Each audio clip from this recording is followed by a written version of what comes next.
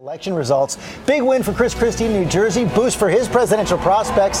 The Clintons' close friend Terry McAuliffe elected governor of Virginia. Tea Party took a hit there. ABC's Jeff Zeleny covering it all for us. Good morning, Jeff. Good morning, George. Christie easily swept to re-election, a major Republican win in a Democratic state. But it sure sounded like he had a lot more than a second term as governor on his mind. Overnight, Christie's sweeping victory speech.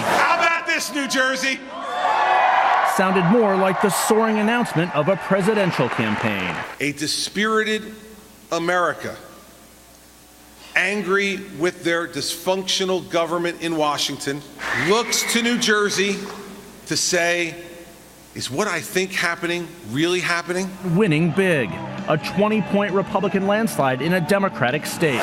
Doing what Republicans rarely do, winning a majority of women, Latinos, and even a third of all Democrats. I know that if we can do this in Trenton, New Jersey, maybe the folks in Washington, D.C. should tune in their TVs right now, see how it's done.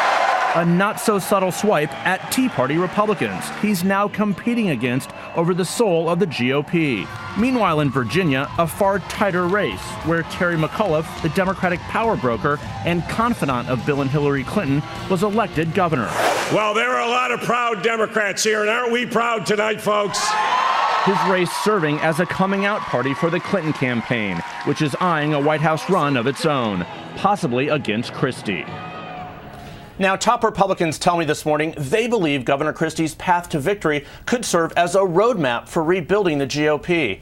But Tea Party firebrands are already trying to take some air out of his balloon, saying New Jersey is hardly a bellwether for the country. George? Lots of battles ahead there. Okay, Jeff, thanks very much. And Lara, a lot of other big results last night. New York elected its first Democratic mayor since 1989. Bill de Blasio, more than 50-point win right there. Here's another one. Portland, Maine became the first city on the East Coast to legalize recreational marijuana. Meanwhile, out in Colorado, they passed a big tax on marijuana, but also rejected a $1 billion tax increase that was all supposed to go to pay for education, but that went down.